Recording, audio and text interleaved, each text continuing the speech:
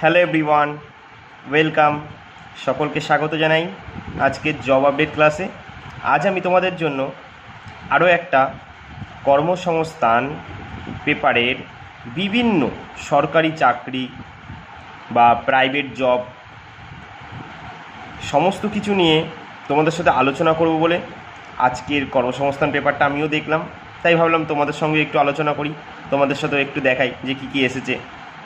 যারা পেপারগুলো নিতে পারো না, ভাবলাম তাদেরকে আমি ফোনের সাহায্যে তাদের কাছে পৌঁছে দিই পেপারটা, যাতে তারাও দেখতে পারে জিনিসগুলো যে কী কী এসেছে। আর সততার বিচারে এখানে কোনো মিথ্যে কথা নেই, যেটুকানি কর্মসংস্থান বলেছে সেইটুকানি আমিও তোমাদের বলবো। তাই যখন ভিডিওটায় প্রবেশ করেই গেছো তাহলে আর বেরিও না, একটু দেখে যাও। দেখা গেল কোনো জায়গায় তোমাদের খুবই কাজের জায়গা, সেটা তোমাদের খুবই দরকারে লেগে গেল, আবার কোনো জায়গা হতেই পারে তোমাদের দরকারের নেই। তবে ভালো খারাপ মিশিয়েই সব কিছু হয়। তাহলে চলো তোমরা দেখে নাও, যদি তোমাদের কোনো জায়গায় দরকার হয়ে থাকে সেটা তোমরা ইউজ করো সেই জায়গাটা নিয়ে, বা কোনোটা দরকার না হয়ে থাকলে জেনে রাখো, কারো যদি প্রয়োজন হয় তুমি তাকে বলতে পারবে। ঠিক আছে, চলো দেখো আজকে কি কি কর্মসংস্থান পেপারে বলেছে আমরা সেগুলো এক এক করে দেখব, আর যেগুলো প্রয়োজন হবে সেগুলোই আমি বলবো। বেকার ভিডিওটা তো বড় করে লাভ নেই, বড় করলে তোমাদেরই অসুবিধা হবে দেখতে, তাই আমি যেইটুকুনি পারবো তোমাদের বলবো। আর হ্যাঁ, আর একটা কথা বলি, শেষে এনটিপিসি কিছু প্রশ্ন আছে, জিকেগুলো তোমাদের সাথে আমি অবশ্যই আলোচনা করে যাবো। ঠিক আছে, যদি দেখি জিকেগুলো আলোচনা করার মতো আছে করে যাব, বাট অঙ্ক রিজনিং এগুলো তো করে দেওয়া যাবে না এইগুলো, কারণ ওগুলোর জন্য আরও টাইম লাগবে। সেগুলো যদি তোমরা চাও আমাকে আলাদাভাবে কমেন্টে জানিও, আমি করে দেবো। কারণ আমি যেটুকুনি দেখলাম, দেখো এখানে বলেছে রেলের এনটিপিসির কী বলেছে, পরীক্ষার সম্ভাব্য প্রশ্নোত্তর মানে এই পেপারে দেয়, মানে প্রত্যেকটা পেপারেই দেয় এরকম। ঠিক আছে, প্রথমে একটা বলি। দেখো রেলে 3115 অ্যাপ্রেন্টিস নিচ্ছে। তোমরা যারা অবশ্যই অ্যাপ্লাই করতে চাও এই অ্যাপ্রেন্টিসের জন্য, তারা কিন্তু করতে পারো। ঠিক আছে, আচ্ছা এর জন্য কি কি দরকার দাদা? এর জন্য তোমাদের মাধ্যমিক ও আইটিআই পাস যারা আছো তারাই আবেদন করতে পারো তোমরা। ঠিক আছে, চলো একটু আমি পড়ে দিচ্ছি এই ওপর পেজটা, তাহলে তোমরা একটু বুঝতে পারবে যে সম্বন্ধে।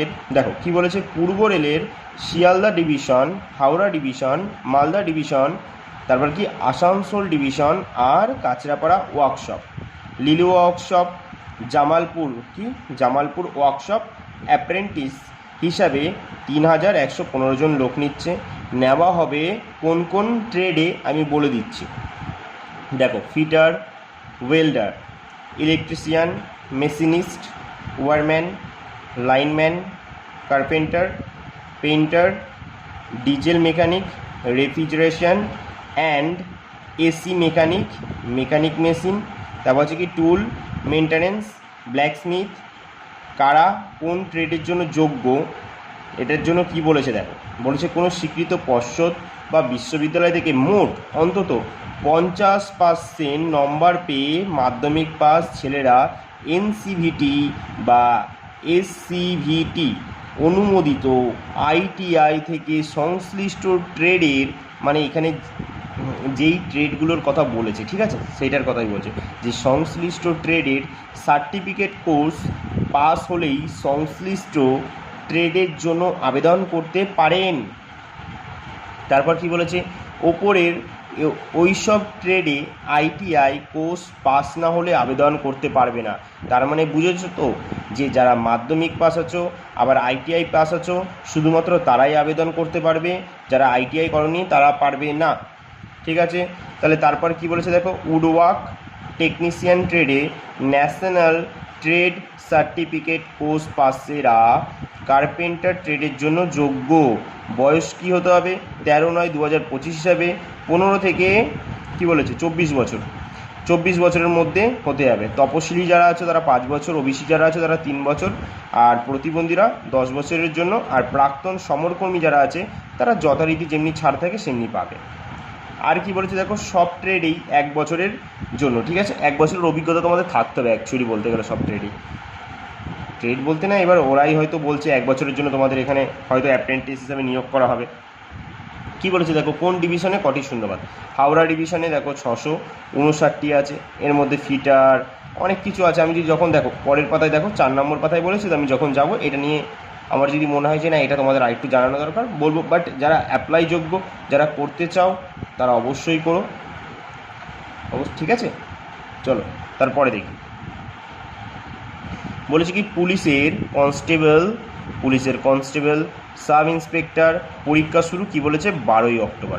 এটা কিন্তু সাব ইন্সপেক্টর, ঠিক আছে, যেটা মেন্স যেটা বাকি আছে সেটা অবশ্যই মনে হচ্ছে 12ই অক্টোবর মেন্সেরটাই প্রথম হবে। যেরকম নোটিফিকেশান দিয়েছে, নোটিফিকেশানে এরকমই কিছু দিয়েছিল যে 12ই অক্টোবর থেকে সাব ইন্সপেক্টরের পরীক্ষা হয়তো হতে চলেছে। তারপরে যেমনি কনস্টেবল এগুলো তো আছেই, হবে তোমার। আর কেপিটা মনে হয় 2026-এর ফেব্রুয়ারি মাসে যত সম্ভব। দেখো, পশ্চিমবঙ্গ পুলিশ রিক্রুটমেন্ট বোর্ড বিজ্ঞপ্তিতে কি বলেছে যে Paschimbanga police constable, Kolkata police constable, lady constable, Paschimbanga police sub inspector আর কলকাতা পুলিশের সাব ইন্সপেক্টর ও সার্জেন্ট পদের পরীক্ষা তারিখ ঘোষণা।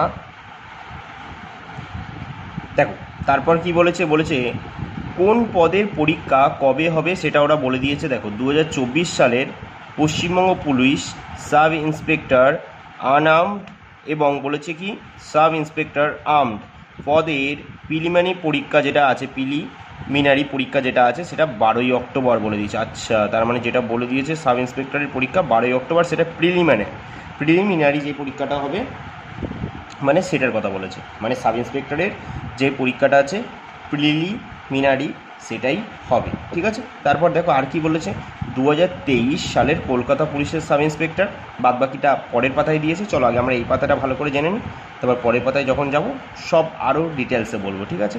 চলো দেখো তারপর কি বলেছে, স্কুল সার্ভিসে ক্যাটাগরিতে অভিজ্ঞতা ও তথ্য আপলোড 11ই আগস্ট পর্যন্ত।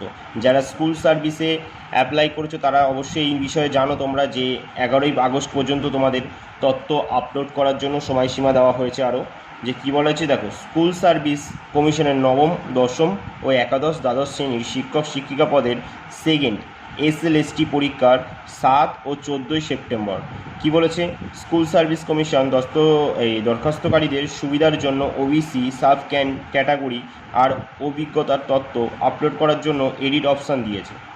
প্রথম পর্যায়ে দেখো কি বলেছে, এডিট অপশানে OBCরা সব ক্যাটাগরি সংক্রান্ত তথ্য আপলোড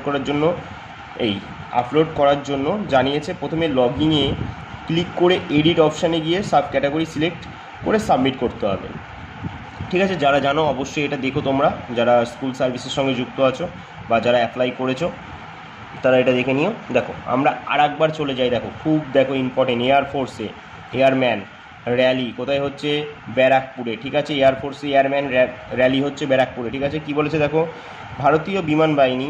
আচ্ছা, তোমাদের কাছে প্রথমে একটা প্রশ্ন, আমাদের বর্তমান বিমান বাহিনীর প্রধান কে আছে, আর তার সঙ্গে আরও একটা প্রশ্ন যে সেনাবাহিনীর প্রধান কে আছে সেটা আমাকে কমেন্টে জানাবে। দেখো কি বলেছে, ভারতের বিমান বাহিনী গ্রুপ ওয়াই নন টেকনিক্যাল, ঠিক আছে, ক্যাটাগরিতে মেডিকেল অ্যাসিস্ট্যান্ট ট্রেডে এয়ারম্যান। তারপরে বাদবাকিটা আমি 12 পাতায় যে বলে দেবো, ঠিক আছে। আপাতত এইখানে দেখে নাও এতটা। তারপরে দেখো, কলেজের সহ অধ্যাপক পদের সেট পরীক্ষার দরখাস্ত নেওয়া শুরু হয়ে গেছে। কিন্তু কি অ্যাপ্লাইয়ের জন্য কারা যোগ্য, পোস্ট গ্র্যাজুয়েট ছেলেমেয়েরা যোগ্য। পোস্ট গ্র্যাজুয়েট ছেলেমেয়েরা যারা আছে তারাই একমাত্র অ্যাপ্লাই করতে পারবে কলেজের সহ অধ্যাপক পদের সেট পরীক্ষা দরখাস্তর জন্য। পশ্চিমবঙ্গ কলেজ সার্ভিস কমিশনের মাধ্যমে কলকাতা সহ অন্যান্য বিশ্ববিদ্যালয় ও ওইসব বিশ্ববিদ্যালয়ের অধীনে বেসরকারি কলেজগুলির অ্যাসিস্ট্যান্ট প্রফেসর পদের চাকরির জন্য 27তম state level eligibility test SET paper দরখাস্ত নেওয়া শুরু হয়ে গেছে। আবার সেট পরীক্ষা নেওয়া হবে 33টি বিষয়ের ওপর। বাদবাকি তোমাদের সব কিছু বলে দিয়েছে অ্যাসিস্ট্যান্ট প্রফেসর পদের জন্য, ঠিক আছে। দেখো ইংরেজি, বাংলা, সংস্কৃত, হিন্দি, বাদবাকি যখন আমি যাব পরের পেজে সেটা তো বলবোই। তারপরে দেখো, রাষ্ট্রায়ত্ত ব্যাংকে 10,277টি ক্লার্ক। কী বললাম, রাষ্ট্রায়ত্ত ব্যাংকে 10,277টি ক্লার্ক। কোন পদ, কী বলেছে, কোন পদে কটি শূন্যপদ। চলো দেখি তাহলে কী বলেছে। সারা ভারতে বিভিন্ন রাষ্ট্রায়ত্ত ব্যাংক কাস্টমার সার্ভিস অ্যাসোসিয়েটস অর্থাৎ ক্লারিক্যাল ক্যাডারে 10,277 জন ছেলেমেয়ে নেওয়া হবে। Institute of banking personal selection, IBPS, যার ফুল ফর্ম হচ্ছে institute of banking personal selection. বাদ বাকি তো আমরা 12 পাতায় যেয়ে জানবো। ঠিক আছে, তারপর দেখে নাও এখানে AI বেসড ওয়েব ডিজাইনিং 35,321 চাকরি, যারা করতে চাও অবশ্যই দেখে নিও। ঠিক আছে, তারপরে দেখো খুব গুরুত্বপূর্ণ একটা জিনিস, তোমরা তো সবাই জানো সকলে, তবু তোমাদের আমি আরেকবার দেখিয়ে দিই জিনিসটা, তোমাদের যাদের ডাউট আছে ক্লিয়ার হয়ে যাবে। দেখো 140টি, তোমরা প্রত্যেকে জানো 140টি OBC গোষ্ঠী তালিকা পুলিশের পরীক্ষায় সাব কাস্ট বদল করার সুযোগ দিয়েছে। সম্প্রতি রাজ্য সরকার 140টি সম্প্রদায় category A more backward, category B backward হিসেবে ঘোষণা করেছে। এর মধ্যে ক্যাটাগরি এতে রয়েছে, আমরা এটা সব 7 পাতায় যে দেখব, যত তোমাদের ডাউট আছে সব ক্লিয়ার করব। ঠিক আছে, তাই ভালো করে দেখো, আমার সাথে যুক্ত থাকো, পুরো বিষয়গুলো জানো। ঠিক আছে, কেউ স্কিপ করো না আর কেউ বেরিয়ে যেও না, যখন একবার চলেই এসেছো। না আসতে আলাদা কথা, যখন চলে এসেছো একবার দেখে যাও, অনেক কিছু নতুন নতুন তথ্য তোমাদেরকে জানাবো আমি।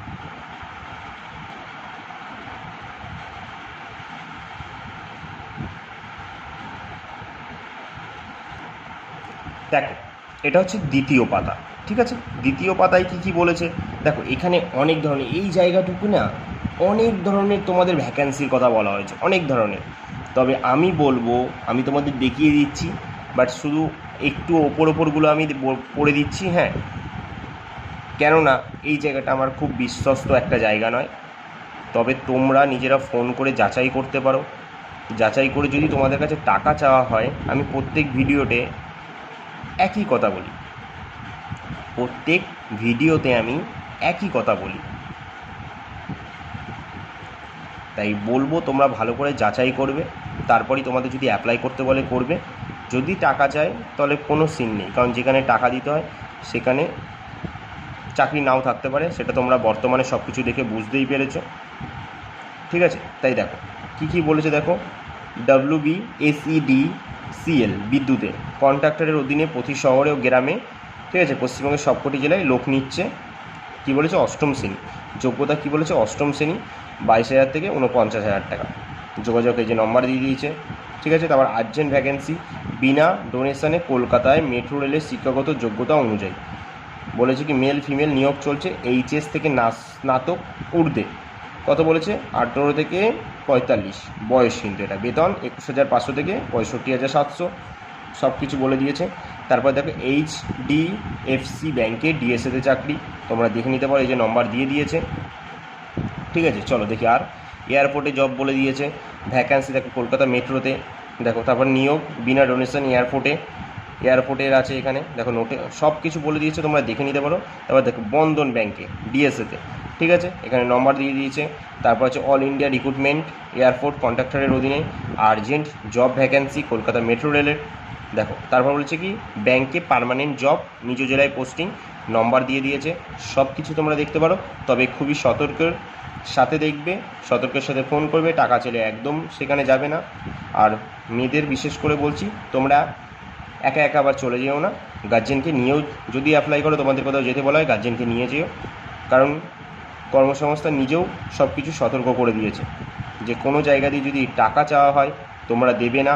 কারণ এখানে যারা খবরের জন্য নোটিফিকেশন তোমাদের কাছে পৌঁছেছে, মানে যারা এখানে খবর ছাপিয়েছে, যেই সংস্থাগুলো, তারা যারা চাকরি ভ্যাকেন্সি আছে তারা তো কর্মসংস্থানের কাছে ছাপিয়েছে, এটা এসে বলেছে তারা খবরের জন্য।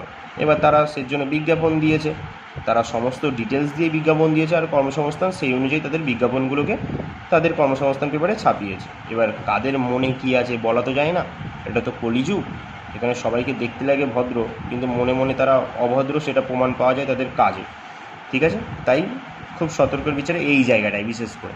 ঠিক আছে, দেখো এখানে বলে দিয়েছে চাকরির জন্য টাকা দেবেন না, এখানে বলেও দিয়েছে, বলেছে বেকার ছেলেমেয়েরা যাতে না ঠকেন সেজন্য ট্রেড লাইসেন্স সহ যাবতীয় তথ্য দিয়ে দেখে নিশ্চিত হয়ে বিজ্ঞাপন নেওয়া হয়। তবুও কিছু সংস্থায়, দেখো বলেই দিচ্ছি, কিছু সংস্থা ড্রেস এখনই চাকরি দেওয়ার লোভ দেখিয়ে হাজার হাজার টাকা নেওয়ার চেষ্টা করছে বলে অভিযোগ আসছে, তার জন্যই কিন্তু এটা কর্মসংস্থান মিলেছে। দেখো তারপরে কি বলেছে, লোভে পড়ে টাকা দেবেন না, এমনকি কোনো রকম রেজিস্ট্রেশন ফি, এই যে তোমাদের বলছি না, এই রেজিস্ট্রেশন ফিটা এখানে অনেক আছে, বন্ধন ব্যাংক বিভিন্ন এখানে এরকম রেজিস্ট্রেশন ফি নেওয়ার পর নিয়ে 15,000 20,000 টাকা কোনো কোনো ক্যান্ডিডেটের কাছ থেকে খেয়ে নিচ্ছে। তারপর কি বলেছে দেখো, আর তা সত্ত্বেও টাকা দিলেও নিজের দায়িত্বে দেবেন, বলে দিয়েছে টাকা দিলে নিজের দায়িত্বে। তার জন্য কর্মসংস্থান পেপার দায়ী নয়। বেশি টাকা চাহিদা শুনলে সংস্থাটির নাম ও ব্যক্তির নাম ঠিকানা জানিয়ে লিখতে হবে, তোমাকে স্থানীয় থানায় জানাতে বলেছে। এছাড়াও তুমি কর্মসংস্থানের ঠিকানায় পাঠাতে পারো, ঠিক আছে। সব কিছু তারা বলে দিয়েছে, কর্মসংস্থান নিজেরা বলে দিয়েছে এটা, তোমরা তাই খুব সতর্কর বিচারে এগুলো করবে, ঠিক আছে। চলো আমরা পরের পাতায় দেখি কি বলেছে।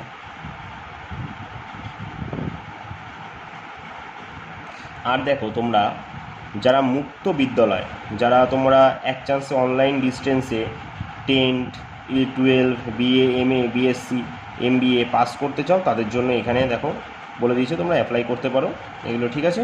চলো আমরা দেখি পরের পাতায় কি বলেছে। দেখো, যেটা আমরা প্রথম পাতায় পড়ছিলাম, রেলে 3,115 অ্যাপ্রেন্টিস। এখানে তোমাদের আমি দেখো শুধু ডিভিশনগুলোর নাম বলে দিচ্ছি, আর কতগুলো করে সিট আছে সেই ডিভিশনে। আমি যেহেতু হাওড়াটা প্রথমে বলে দিয়েছি, ঠিক আছে, বাদবাকিগুলো তোমাদের বলে দিচ্ছি আমি। আর তোমাদের একটা কথা বলি, তোমরা অনেকেই আছো কমেন্ট করো যে দাদা এই মানে যে কোনো একটা তোমরা সেই মানে কোন জানি না কোন চাকরিটা তোমরা কথা বলো, বাট সেটা যদি মেনশান করে বলো ভালো হয়, কারণ আমি তো এখানে অনেক চাকরি নিয়ে আলোচনা করছি। তাই তোমরা একবার বলে দেবে যে দাদা এই চাকরিটার কথা বলছি, ঠিক আছে। হট করে বলে দেবে না দাদা এর জন্য বয়স কেমন প্রয়োজন, শিক্ষাগত যোগ্যতা কত প্রয়োজন, এরকম করে কমেন্ট করবে না, ঠিক আছে। একটু বুঝতে অসুবিধা হয় তো, নাহলে আমি তোমাদের কীভাবে বলবো বলো, নাহলে আমাকে মিথ্যে কথা বলতে হবে। আর আমি মিথ্যে কিছু তোমাদের জন্য আনিনি এখানে, যেটুকুনি সততার জন্য আমি নিজের চোখে দেখেছি সেইটুকুনি এখানে নিয়ে এসেছি। তাই আমাকে একটু মেনশন করে বলবে দাদা আমাকে এই জবটার ব্যাপারে একটু বলে দাও, শিক্ষাগত যোগ্যতা, এটা আমি তোমাদের অবশ্যই বলে দেবো। দেখো এখানে কিন্তু আমি নিজের কোনো কিছু লেখা নিয়ে আসিনি, এটা যেই লেখাটা আমি সেটাই নিয়ে এসেছি। অনেকে আছে যারা পেপার নেয় না, দেখেন, আমি ভাবি তারা তো হয়তো ফোনে তো থাকে, তাই আমি একটু নিই, তাই তোমাদের সাথে ভাবি আলোচনা করি পেপারটা নিয়ে, এর জন্য আর কিছু না। নাহলে এটা নিয়ে আমার আসার কোনো মানেই নেই, কারণ এটা আমার নিজস্ব কিছু নয়। আমি আমার নিজস্ব কিছু নিয়ে এসেছি বা এখানে টাকা কামাতে এসেছি এই পেপারটা দিয়ে, এমন কিছু নাই। আমি শুধু এটা নিয়ে তোমাদের সাথে আলোচনা করতে এসেছি, যে অনেকে আছে যারা জানে না অনেক খবর, বা কর্মসংস্থা তাদের কাছে পৌঁছায় না হয়তো, বাট এই পেপারটা দেখলে যেহেতু তাদের কাছে ফোন আছে, নেট আছে, তারা ইউটিউবে তো এমনিই আসে সারাক্ষণ যে ডাব্লিউপি কবে হবে, কেপি কবে হবে, বা এই কবে হবে, কাট আপ কবে যাবে, কত যাবে, এইসব জানাচ্ছি কি এইগুলো জানো, অনেক জ্ঞান বাড়বে, অনেক কিছু ভালো বুঝবে, ঠিক আছে। তাই তোমরা আমাকে কোনো কমেন্ট করলে সেটা পুরোটা একটু মেনশন করে বলবে যে কোনটার ব্যাপারে বলছো। দেখো রেলে আমরা শিয়ালদা, আমি তোমাদের প্রথমে হাওড়া ডিভিশন বলে দিয়েছি, যে হাওড়া ডিভিশনে কতগুলো সিট আছে সেটা বলে দিই। এবার হচ্ছে শিয়ালদা ডিভিশন, দেখো 440টি আছে। তারপরে দেখি কোথায়, দেখো আসানসোল ডিভিশনটা দেখো 412টি আছে। তারপর দেখি চলো আর কি, আর কত কোন কোন ডিভিশনে আছে দেখি। তারপর দেখো মালদা ডিভিশনে আছে 138টি, কাঁচরাপাড়া ওয়ার্কশপে আছে 187টি, ঠিক আছে।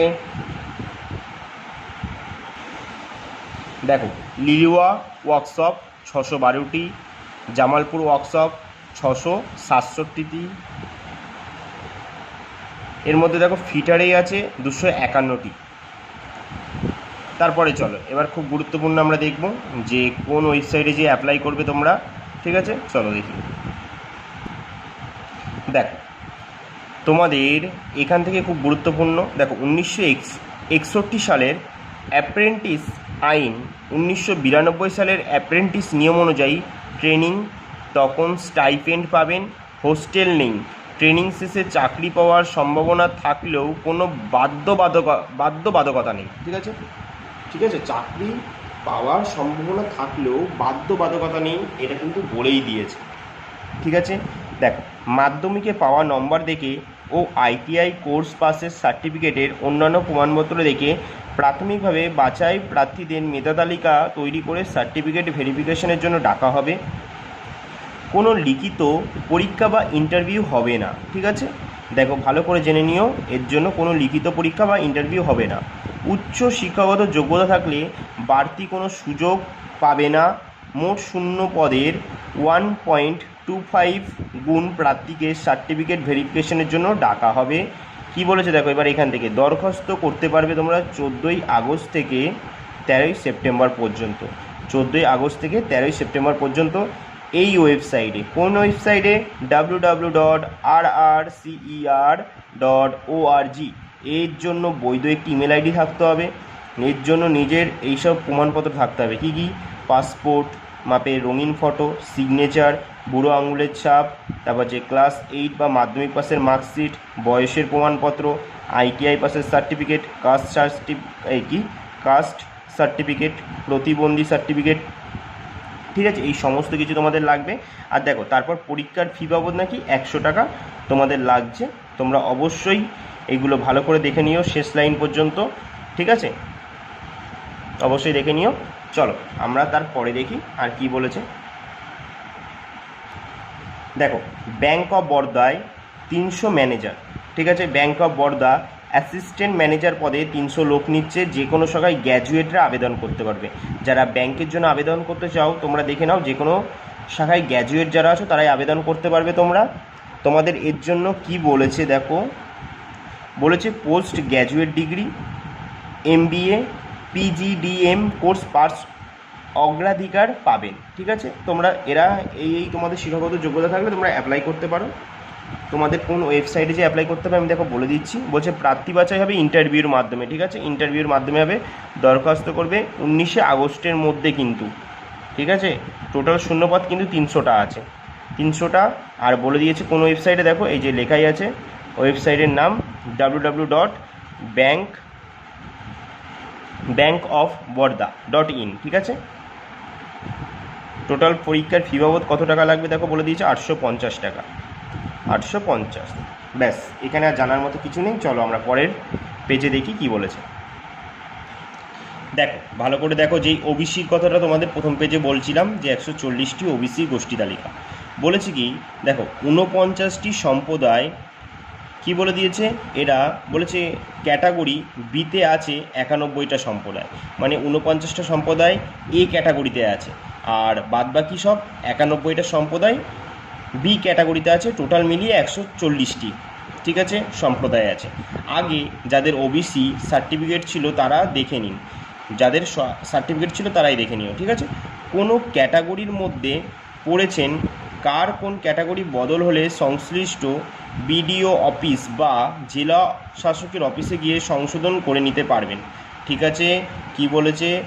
বিডিও অফিস বা জেলা অফিসের গিয়ে সংশোধন করে নিতে পারবে তোমরা। এটা প্রসঙ্গত উল্লেখ, কলকাতা হাইকোর্ট 2010 সালে যাদের ওবিসি সার্টিফিকেট ছিল সেগুলো বাতিলের নির্দেশ দিয়েছিল। 2010 সালের আগে 66টি জনগোষ্ঠী ওবিসি ক্যাটাগরির অন্তর্ভুক্ত ছিল। শুধুমাত্র সেই সার্টিফিকেটগুলিকেই গ্রাহ্য হবে। রাজ্য সরকার এই বিষয়টি নিয়ে সুপ্রিম কোর্টে মামলা করে এবং 29শে জুলাই সুপ্রিম কোর্টের বিচারপতি BR গাভাইয়ের ডিভিশন বেঞ্চ কলকাতা হাইকোর্টের নির্দেশের ওপর স্থগিতাদেশ দিয়েছে। ফলে সরকারি নিয়োগ ও ভর্তির ক্ষেত্রে আপাতত আর কোনো বাধা থাকলো না। ঠিক আছে, তারপর কি বলে দেখো 2023 সালের কলকাতা পুলিশ সাব ইন্সপেক্টরস আনআর্মার্ড, তারপর দেখো সাব ইন্সপেক্টর আর্মড ও সার্জেন্ট পদের জন্য যারা প্রিলিমিনারি পরীক্ষা দিয়েছেন তাদের নতুন করে ক্যাটাগরি বদলের জন্য সাবকাস্ট সিলেক্ট করতে বলা হয়েছে। মোর ব্যাকওয়ার্ড ক্যাটাগরি এ, ব্যাকওয়ার্ড ক্যাটাগরি বিতে পড়েছেন, তা পশ্চিমবঙ্গ পুলিশের ওয়েবসাইটে যে তোমরা সংশ্লিষ্ট লিঙ্কে যে 9 আগস্ট পর্যন্ত চেঞ্জ করতে পারবে। তারপরে দেখো এই পদের চূড়ান্ত পরীক্ষা হবে 15ই অক্টোবর। 140টি কাস্টের তালিকা তোমাদের তলায় দিয়ে দিয়েছে, বাট তোমরা যদি মনে হয় যে না পরিষ্কারভাবে দেখতে চাও আমাকে কমেন্টে জানাবে, আমি তোমাদের ওটা পোস্ট করে দেবো। ঠিক আছে, গ্রুপে।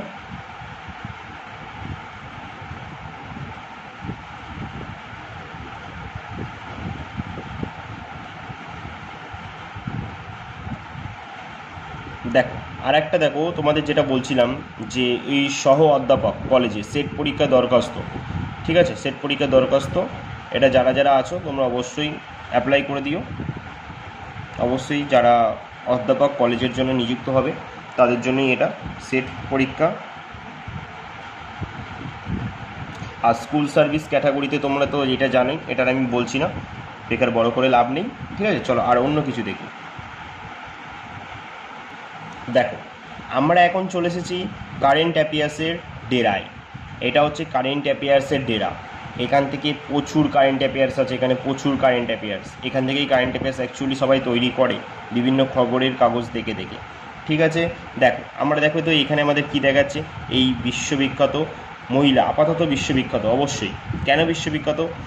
এবছর মিস ওয়ার্ল্ডের শিরোপা জিতলেন কি, থাইল্যান্ডের ওপাল সুচাতা চুয়াংশ্রী। ভালো করে নামটা মনে রাখবে, পরীক্ষায় দিয়ে দেবে, কেন দেবে সেটা আমি বলে দেবো।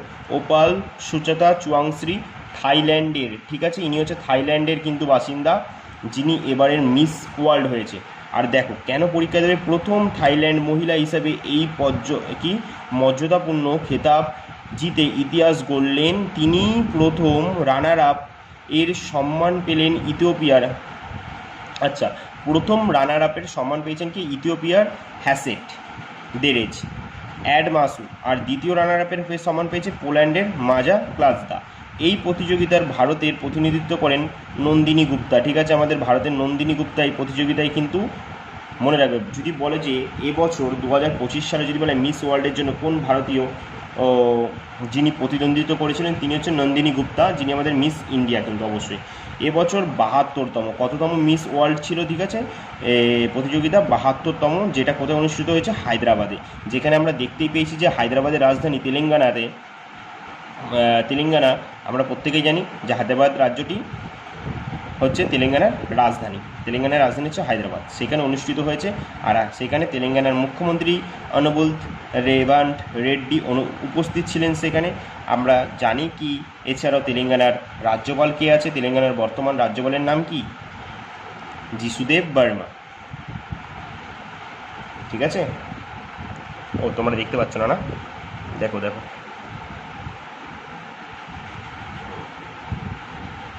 দেখো দেখেছ। তারপরে দেখো তো এটা কি বলেছে, এবছর স্ক্রিপস ন্যাশনাল স্পেলিং বি জিতলেন টেক্সাসের 13 বছর বয়সী ভারতীয় মার্কিন ছাত্র ফয়জান জাকি। 21তম রাউন্ডে ফরাসি ভাষা থেকে উদ্বুদ্ধ।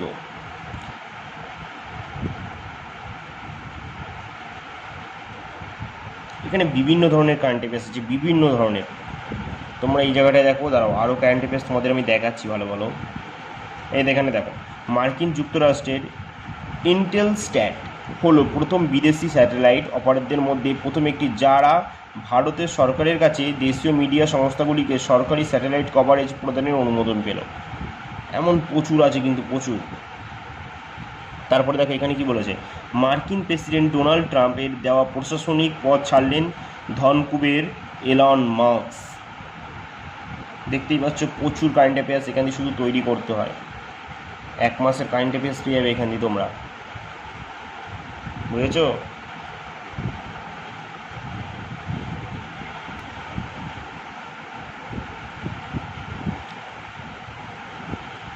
তারপরে দেখো আরও বলেছে, দেখো কি, মিজোরামের পর ভারতের দ্বিতীয় পূর্ণ স্বাক্ষর রাজ্যের শিরোপা পেয়েছে গোয়া। যদি বলা যায়, এটা কিন্তু খুব গুরুত্বপূর্ণ কিন্তু কারেন্ট অ্যাফেয়ার্স, মিজোরামের পর ভারতের দ্বিতীয় পূর্ণ স্বাক্ষর গোয়া। আচ্ছা, গোয়ার মুখ্যমন্ত্রী কে আছে, কারণ প্রমোদ সাওয়ান্ত গোয়ার মুখ্যমন্ত্রী, গোয়ার রাজধানী হচ্ছে পানাজি। আর গোয়ার এখন রাজ্যপাল এই সবে কিছুদিন আগে নিযুক্ত হলেন নতুন রাজ্যপাল, কি, গজপতি রাজু, অশোক গজপতি রাজু, মনে থাকবে তো। তোমরা নিশ্চয়ই একটু আগে এটা তো বললামই যে 21তম রাউন্ডে ফরাসি ভাষা থেকে উদ্বুদ্ধ। কি, এটা দেখো বলেছি, এটা কিন্তু খুব ভালো, এটা মনে রেখো। হ্যাঁ, আর একবার আমি বলে দিচ্ছি এটা তোমাদের। এবছর টিপস ন্যাশনাল স্পেলিং বি জিতেছেন টেক্সাসের 13 বছর বয়সী ভারতীয় কিন্তু মার্কিন ছাত্র ফয়জান জাকি। ঠিক আছে, এটা কি অ্যাকচুয়ালি দেখো, 21তম রাউন্ডে ফরাসি ভাষা থেকে উদ্বুদ্ধ। কি বলেছে এটা, ইক্লেয়ার সিসমেন্ট। আচ্ছা, ইক্লেয়ার সিসমেন্ট, দাঁত আবার ভেঙে ফেলো না সবাই, ঠিক আছে, আস্তে আস্তে বলো। আমি জানি ইংরেজিতে সবাই খুবই শক্তপোক্ত আমরা, ঠিক আছে, চলো। ইক্লেয়ার সিসমেন্ট শব্দটি সঠিক বানান করে এই খেতাব জিতল সে। শব্দটির অর্থ হচ্ছে অস্পষ্ট কিছু পরিষ্কার করা। ঠিক আছে, প্রতিযোগিতায় চূড়ান্ত রাউন্ডে সর্বধন্য কদমকে হারিয়ে এই খেতাব জিতেছে সে। প্রসঙ্গত উল্লেখ, স্ক্রিপ্টটিতে বিতে এটি ছিল জাকির চতুর্থ প্রচেষ্টা। তাহলে ইক্লেয়ার সিসমেন্ট শব্দটির সঠিক বানান করে, ইক্লেয়ার সিসমেন্ট, তাহলে বোঝো। চলো আমরা দেখি দেখো পশ্চিমবঙ্গ পুলিশের যেটা বলছিলাম, দেখো sub inspector unarmed, sub inspector armed ও সার্জেন্ট পদের পরীক্ষা। এটা তো 15ই অক্টোবর তোমাদের, ওই যে 13ই অক্টোবর 18ই আর একটা যেটাতে ছিল তোমাদের, ওটা প্রিলিমিনারি ছিল, যে তারপরেই 15-1 তোমাদের আর একটা পরীক্ষা আছে। তারপরে 2024 সালের পশ্চিমবঙ্গ পুলিশ স্তরের কনস্টেবল পদের লিখিত পরীক্ষা হবে 30শে নভেম্বর, এটা আমরা সবাই জানি, WBP। আর 2024-এ কলকাতা পুলিশের কনস্টেবল, লেডি কনস্টেবল পদের প্রিলিমিনারি পরীক্ষা হবে, বলেছি কি 1 ফেব্রুয়ারি। ঠিক আছে, অ্যাডমিট কার্ড ডাউনলোড করতে পারবেন, মানে 1 সপ্তাহ আগে থেকে করতে পারবে তোমরা। কোন ওয়েবসাইটে, যে https এই যে prb.wb.gov.in। ঠিক আছে, চলো পরের পাতায় দেখি কি বলেছে। এই যে বন্ধুরা, তোমরা কিন্তু, আমি তোমাদের প্রত্যেক সপ্তাহে যখন পেপার দেখাই তোমাদের এই জায়গাগুলো আমি খুব ভালো করে দেখে নিতে বলি, যে কোন কোন দরখাস্ত এখন হচ্ছে, আর এখানে বলে দিই আমি যে কোন কোন পরীক্ষা তোমাদের হবে, সেগুলো তোমাদের অ্যাডমিট কার্ড কবে দেবে বা পরীক্ষা তারিখ সেগুলো বলে দেয়। ঠিক আছে, এগুলো তোমরা একটু দেখে নিও, আমি শুধু জাস্ট একটু তুলে তুলে দিচ্ছি, তোমরা ভালো করে দেখে নিও। দেখো,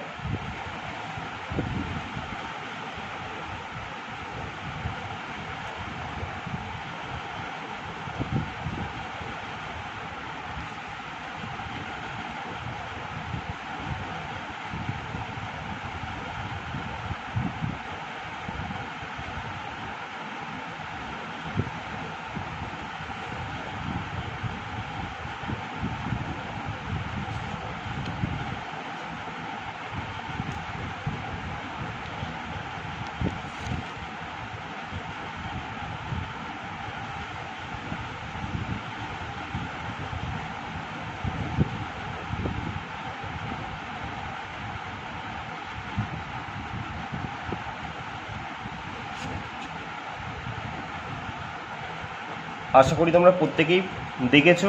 ঠিক আছে, ভালো করে দেখে নিও, আর কোথাও অসুবিধা হলে আমাকে বলো, আমি অবশ্যই তোমাদের কমেন্টে জানিয়ে দেবো। তোমরা আমায় কমেন্ট করবে, আমি রিপ্লাই অবশ্যই দিয়ে দেবো। ঠিক আছে, চলো দেখি পরের পেজে কি বলেছে। এই দেখো, এবার আমরা চলে এসেছি কি রেলের এনটিপিসির যেই প্রশ্নগুলো তোমাদের আছে, আমি শুধু জিকেটা আলোচনা করব, সবটুকু তো আলোচনা করা সম্ভব নয়, কারণ প্রচুর বড় ভিডিও হয়ে যাবে নাহলে, আর এখানে জায়গাও নেই, কোথাও অঙ্ক করে দেখাবো, রিজনিং করে দেখাবো। তোমাদের যদি প্রয়োজন হয় তোমরা আমায় বলো, অবশ্যই আমি তোমাদের দেখাবো। যিনি, দেখো এই রেলের এনটিপিসির পেপারে এনটিপিসির এই যে কোশ্চেনটা যিনি করেছেন, ওনার নাম হচ্ছে শুভ ঘোষ। শুভ ঘোষ ওনার নাম, উনি চাকরির পরীক্ষার বিশেষজ্ঞ, উনি তোমাদের জন্য এই প্রশ্নটা সেট করেছে। তোমরা দেখো, জিকেগুলো দেখো, তাহলে বুঝতে পারবে যে কী ধরনের জিকে। ঠিক আছে, চলো তোমরা কিন্তু অবশ্যই দেখো জিনিসটা। ঠিক আছে, পুরো ভিডিওটা তোমরা দেখেছো আশা করি, আর এইটুকুনিও দেখে নাও, শেষটুকু দেখো কি বলেছে। দেখো, এবছর 18তম প্রবাসী ভারতীয় দিবস সম্মেলনটি কোথায় অনুষ্ঠিত হয়েছে? আমরা ডাইরেক্ট অ্যান্সার জানবো, সেটা হচ্ছে দেখো অপশানে আমরা প্রত্যেকে জানি উড়িষ্যার ভুবনেশ্বরে এবার 18তম প্রবাসী ভারতীয় দিবস এটি আমাদের অনুষ্ঠিত হয়েছিল। ঠিক আছে, তারপরের প্রশ্নে দেখো, এবছর G20 সম্মেলন কোন দেশ আয়োজন করেছিল? আমরা প্রত্যেকেই জানি যে G20 সম্মেলন এবার কোন দেশ আয়োজন করেছিল, বলো? কানাডা করলো না, যেখানে আমাদের নরেন্দ্র মোদীকে ইনভাইট করা হয়েছিল সেখানে।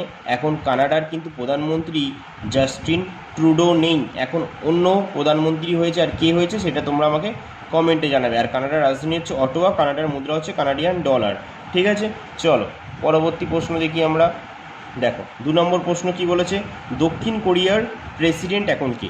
সবার প্রথম আমরা জানি দক্ষিণ কোরিয়ার রাজধানীর নাম কি। দক্ষিণ কোরিয়ার রাজধানীর নাম হচ্ছে এখন বর্তমানে সিওল। দক্ষিণ কোরিয়ার রাজধানী সিওল, আর মুদ্রা হচ্ছে ওন। উত্তর কোরিয়ার রাজধানী তাহলে কি? পিয়ংইয়ং, মুদ্রা কি? ওন। তাহলে দেখো দক্ষিণ কোরিয়ার বর্তমান প্রেসিডেন্টের নাম হচ্ছে কি, বলো? দেখো দক্ষিণ কোরিয়ার এখন বর্তমান প্রেসিডেন্ট হচ্ছে লি জে মিউ, ময়সি হস্য হনেশ্বর, লি জে মিউ। দেখো 4 নম্বর প্রশ্ন কি বলেছে, সম্প্রতি প্রধানমন্ত্রী Narendra Modi order of the Welwitschia সম্মান পেলেন, এটি কোন দেশের সর্বোচ্চ সম্মান? বলো, অর্ডার অফ দ্য ওয়েলউইচিয়া সম্মান এটি কোন দেশের সর্বোচ্চ সম্মান যেটা নরেন্দ্র মোদীকে দেওয়া হয়েছে? বলো, তোমরা বলো।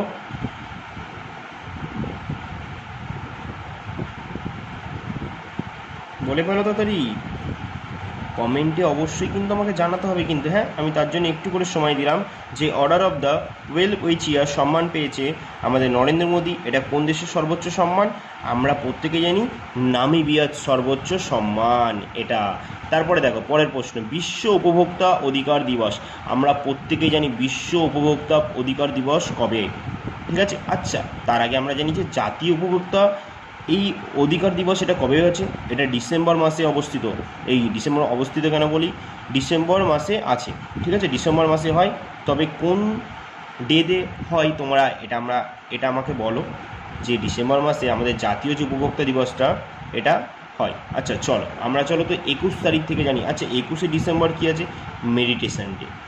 22শে ডিসেম্বর কী আছে? আমরা প্রত্যেকে জানি কি 22শে ডিসেম্বর কী আছে? 22শে ডিসেম্বর আমরা গণিত দিবস। 23শে ডিসেম্বর কি? কৃষক দিবস। তাহলে দাদা 24শে ডিসেম্বর কি? 24শে ডিসেম্বর হলো আমাদের জাতীয় উপভোক্তা অধিকার দিবস, ঠিক আছে। এটা হচ্ছে জাতীয়, ন্যাশনাল, আর এটা হচ্ছে ইন্টারন্যাশনাল। বিশ্ব উপভোক্তা অধিকার দিবস কবে পালন করা হয়? বলো কবে পালন করা হয়? 15ই মার্চ পালন করা হয় না? 15ই মার্চ বিশ্ব উপভোক্তা অধিকার দিবস পালন করা হয় 15ই মার্চ। তারপরে দেখো পরের প্রশ্ন, কাকুরি ট্রেন অ্যাকশানের নিচে বলেছে কি কোন বিপ্লবী যুক্ত ছিলেন? আচ্ছা, কাকুরি ট্রেন অ্যাকশন মানে এর সঙ্গে কোন বিপ্লবী যুক্ত ছিলেন? আমরা আর কি বলবো দাদা, এটা এত সহজ প্রশ্ন, তারপর এনটিপিসিতে রামপ্রসাদ বিসমিল। তারপর দেখো 7 নম্বর, গাড়ি দুর্ঘটনায় প্রাণ হারিয়েছিলেন ফুটবলার দিয়াগো জোটা। তিনি কোন দেশের ফুটবলার? বলে ফেলো এবার, আশা করি এটা সকলে জানো তোমরা। পর্তুগালের প্লেয়ার, কিছুদিন আগেই তো দিয়াগো জোটা তিনি গাড়ি দুর্ঘটনায় প্রাণ হারান না। পর্তুগালের রাজধানী কি? লিসবন। পর্তুগালের মুদ্রা কি? এটা তোমরা আমাকে কমেন্টে জানাবে। চলো দেখো, বৈষ্ণোদেবী মন্দির কোথায় অবস্থিত? জম্মু কাশ্মীরে অবস্থিত। আচ্ছা, জম্মু কাশ্মীরের প্রথম লেফটেন্যান্ট জেনারেল কে ছিল বলো তো?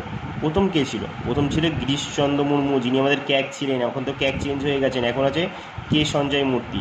আর যদি বলা হয় যে জম্মু কাশ্মীর এখন বর্তমান লেফটেন্যান্ট জেনারেল কে আছে? মনোজ সিনহা, ঠিক আছে। আর জম্মু কাশ্মীরের রাজধানী কি? দুটো রাজধানী আছে, শীতকালীন রাজধানী হচ্ছে শ্রীনগর, আর গ্রীষ্মকালীন হচ্ছে জম্মু। তারপরে দেখো ভারতীয় সংবিধানের, আচ্ছা চলো একটু ওপরে তুলি, তোমাদের অসুবিধা হবে দেখতে।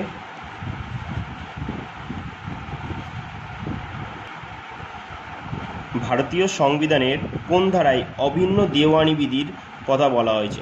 এটা একদম বাচ্চাদের প্রশ্ন করে দিয়েছে, তোমরা প্রত্যেকখানে ডিপিএসপি দিয়ে প্রশ্নটা করে দিয়েছে। ডিপিএসপি মানে directive principal of state policy, যেটা আমাদের আয়ারল্যান্ড থেকে নেওয়া হয়েছে। ডিপিএসপি আমাদের পার্ট 4-এ আছে, আর পার্ট 4-এতে কি আছে আমাদের? পার্ট 4-এতে আছে আমাদের মৌলিক কর্তব্য। কতগুলো মৌলিক কর্তব্য আছে? 11টি মৌলিক কর্তব্য আছে। তাহলে বলো কি হবে এটা? 9C হবে না, 44। বুঝেছো? চলো, মাদার টেরিজা কত সালে নোবেল শান্তি পুরস্কার পেয়েছিল? আমরা প্রত্যেকেই জানি কিন্তু এটা 10-এর এ 1979 সালে মাদার টেরেসা নোবেল শান্তি পুরস্কার পেয়েছিল। নোবেলে কেন পেয়েছিল? শান্তির জন্য। ভারতীয় জাতীয় কংগ্রেসের 1906 সালের অধিবেশনে প্রথম বন্দে মাতরম গাওয়া হয়েছিল। অধিবেশনটা কোন শহরে হয়েছিল? তাই 1906 সালের অধিবেশনে প্রথম বন্দে মাতরম গানটা গাওয়া হয়েছিল। আচ্ছা, 1906 সালের অধিবেশনে কি হয়েছিল বলতো?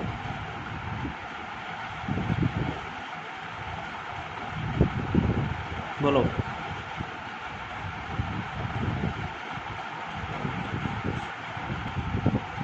বলো 1906 সালের অধিবেশনের, আচ্ছা সভাপতিত্ব কে করেছিল 1906 সালে? আমি এটা বলে দিচ্ছি, দাদাভাই নওরোজি করেছিল, এটা কলকাতা অধিবেশনে, ঠিক আছে, বলে দিচ্ছি। বাট তোমরা আমাকে বলবে এই প্রশ্নটা কি ঠিক আছে কি ঠিক নেই, তোমরা এটা আমাকে কমেন্টে জানাবে, ঠিক আছে।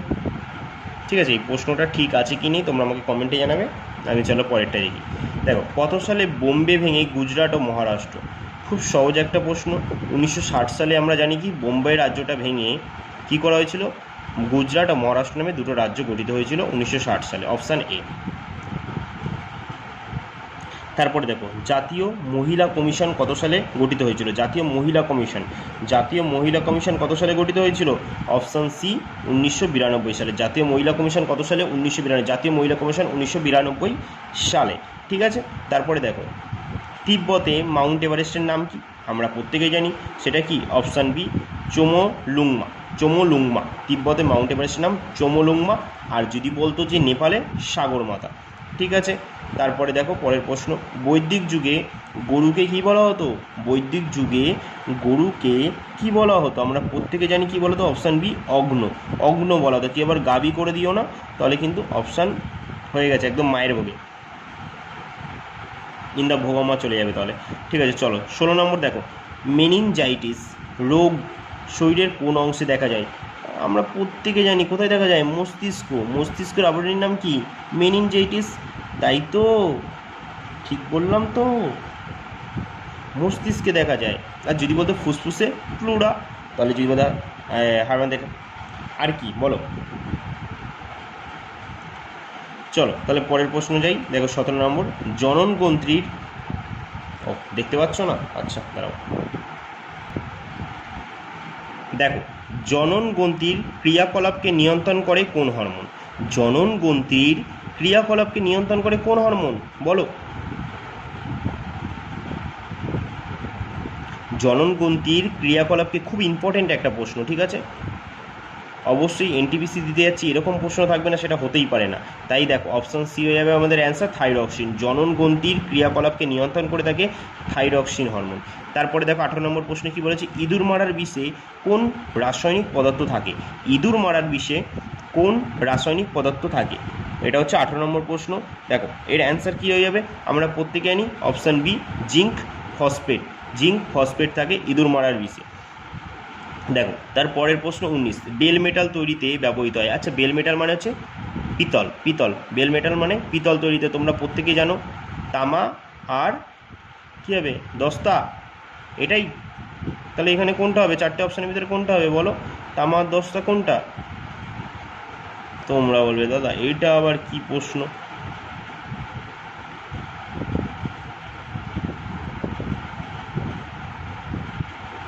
কি বলো? বেল মেটাল তো।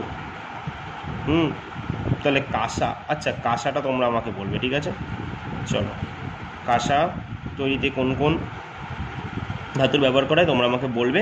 তাহলে দেখো এটা হয়ে যাবে অপশান এ Cu+Sn।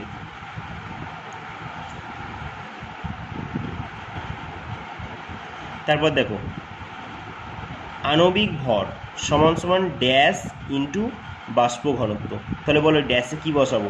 আণবিক ভর সমান সমান ড্যাশ ইন্টু বাষ্প ঘনত্ব। 20 নম্বর প্রশ্নের অ্যান্সার কী হবে তাহলে? Option A. এখানে ড্যাশে আমরা 2 বসাবো, 2 ইন্টু বাষ্প ঘনত্ব। ঠিক আছে। তারপরে দেখো 20 নম্বর হয়ে গেল। 21 নম্বর, ফারেনহাইট স্কেলের পরম শূন্য উষ্ণতার মান কত?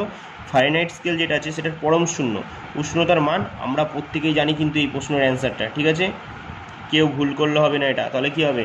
দেখো অপশান ডি -469.4 ডিগ্রি এফ। ঠিক আছে, এটা হচ্ছে কি 21 নম্বর প্রশ্নের অ্যান্সার। তারপর দেখো নিচের কোনটি দুধের মধ্যে থাকে না বলে দিয়েছেন। দুধের মধ্যে কোনটা থাকে না এখন?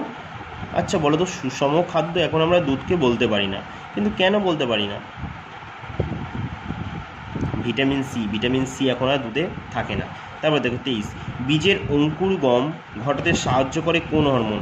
অঙ্কুরগম সাহায্য করে কোন হরমোন বলো? 23 ডি, জিব্রেলিন করে না এটা? জিব্রেলিন উদ্ভিজ্জ প্রধান হরমোন, জিব্রেলিন, অক্সিন আমরা প্রত্যেকেই জানি। তারপর দেখো 24 নম্বর, কোনটি গঙ্গার বাম দিকের উপনদী বলেছে? খুব সুন্দর একটা প্রশ্ন। গঙ্গার বাম দিকের একটা উপনদী বলেছে, আমরা প্রত্যেকেই জানি কোনটা বলো? বাম দিকের, গঙ্গার বাম দিকের উপনদী বলেছে। শোন, এই যে শোন, গঙ্গার বাম দিকের উপনদী, বুঝেছ?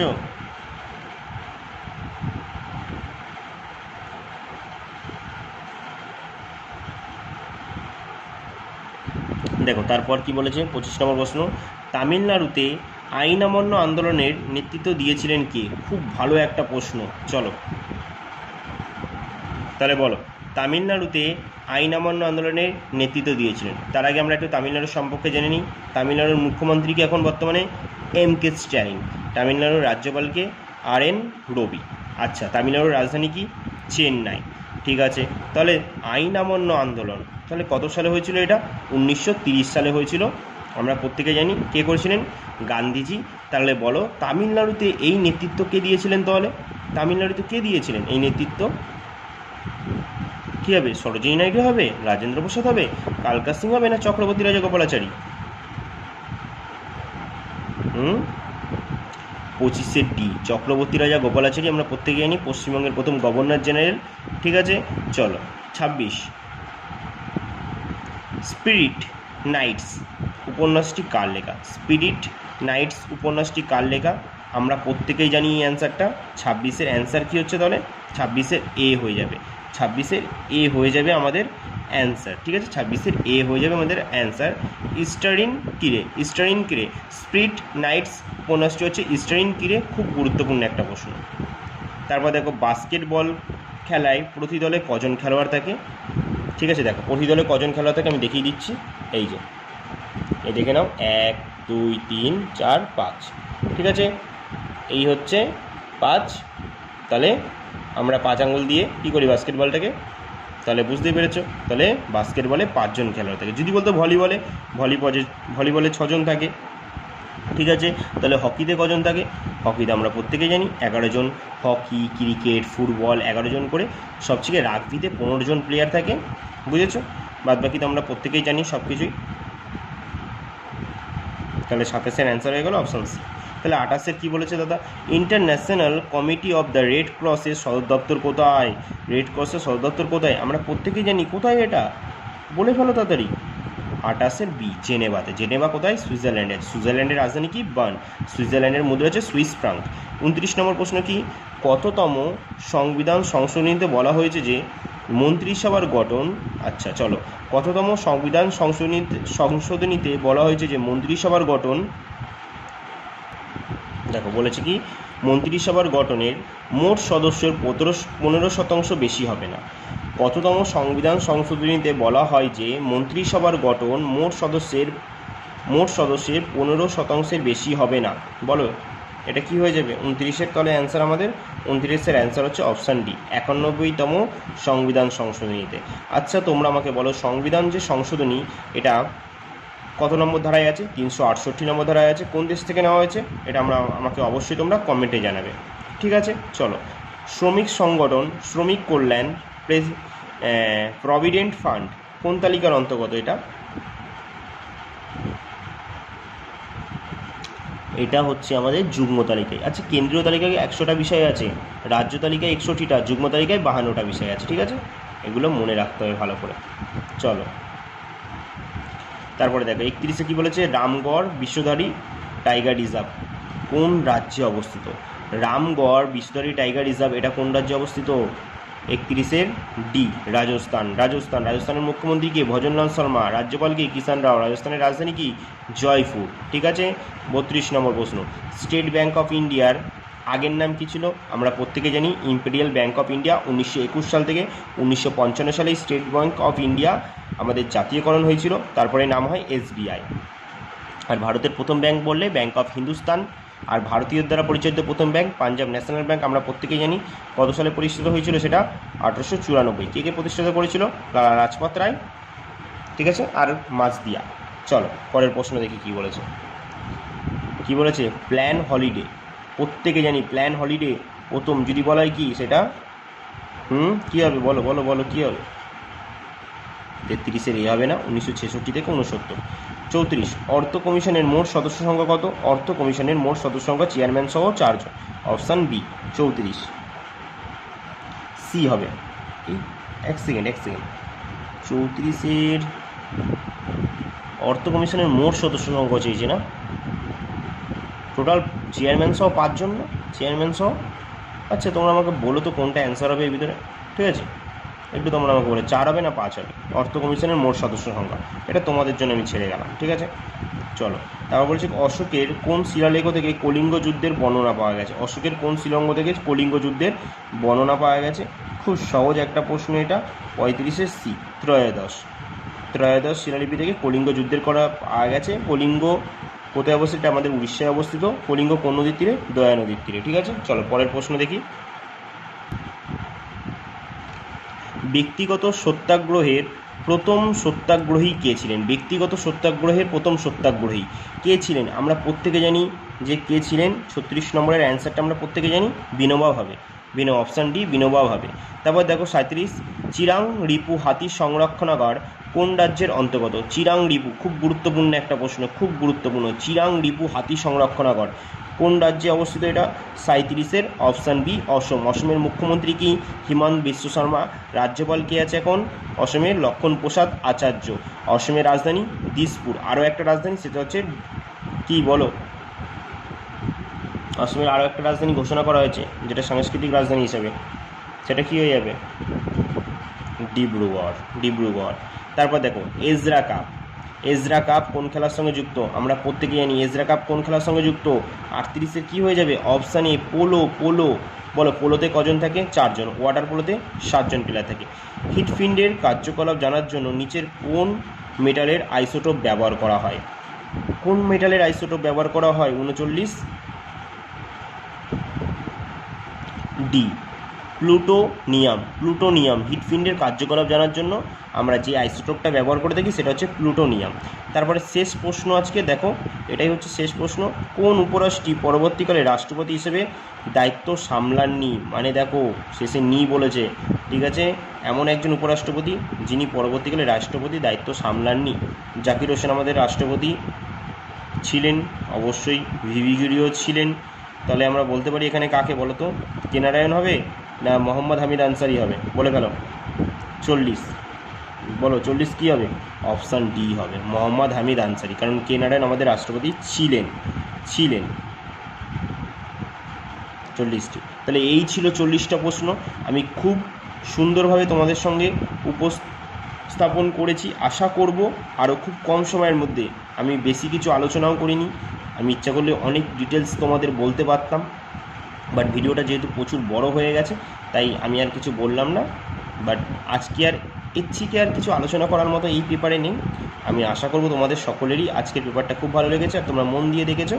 চলো তাহলে আবার দেখা হবে তোমাদের সঙ্গে এরকমই কোনো গুরুত্বপূর্ণ একটা জব আপডেট ক্লাসে। ততক্ষণের জন্য সকলকে টাটা।